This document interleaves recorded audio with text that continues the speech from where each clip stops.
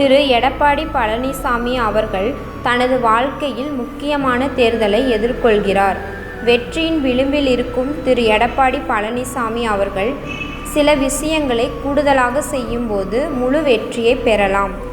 எப்படி என்றால், டாக்டர் கிருஷ்ணசாமி அவர்கள் தென் மாவட்டங்களில் பெரும் சமுதாயத்தை சேர்ந்தவர். தேவேந்திர குல மக்கள் ஒற்றுமை இல்லாமல் இருப்பது போல் இருந்தாலும் தன் தலைவருக்கு என்று வரும்போது ஒன்று சேர்ந்து விடுவார்கள். அவர்களின் ஒவ்வொரு வாக்கும் எடப்பாடி அவர்களுக்கு முக்கியம். இதனால் டாக்டர் கிருஷ்ணசாமி அவர்களுக்கு 3-5 தொகுதிகள் விட்டு கொடுக்கும் பட்சத்தில் வெற்றியை எளிதாக்கலாம். திரு எடப்பாடி அவர்களின் வேட்பாளர்களை வாபஸ் பெற வைத்து அவர்களில் வேட்பாளருக்கு ஆதரவு கொடுக்கலாம். விட்டு கொடுக்கும் பட்சத்தில் டாக்டர் கிருஷ்ணசாமி அவர்களின் வேட்பாளர்களை வாபஸ் பெற வைக்கலாம். ஒரே கொள்கை உடையவர்கள் இணைந்து இருப்பது நல்லது.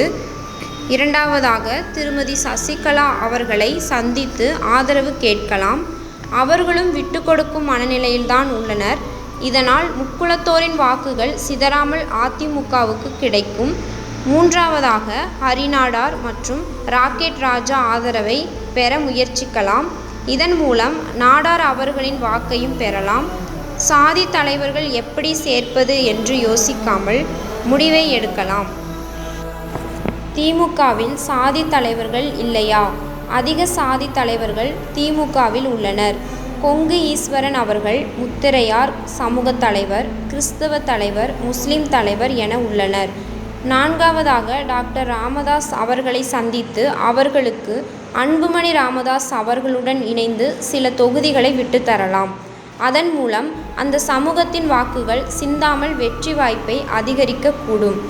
ஐந்தாவது, திரு வேல்முருகனை சந்தித்து அவர்களுக்கு 2 இடம் அல்லது 3 இடம் கொடுத்து ஆதரவை பெறலாம். வேட்பாளர் உறுதி செய்யப்பட்டு விட்டனர் என்று இல்லாமல் அவர்களை அழைத்து ஆதரவு கோரலாம். தவறு செய்யாதவர்கள் யாருதான் இல்லை. சில விஷயங்களை ஆலோசிக்கலாம். திரு வைகோவுக்கும் திமுகவுக்கும் பிரச்சனைகளே இருந்தாலும் தேர்தலில் இருவரும் எப்படி இணைந்து கொள்கிறார்கள்? மாற்றம் ஒன்றே மாறாதது. விட்டு கொடுங்கள், நீங்கள் மிகப்பெரிய வெற்றி பெறுவீர்கள்.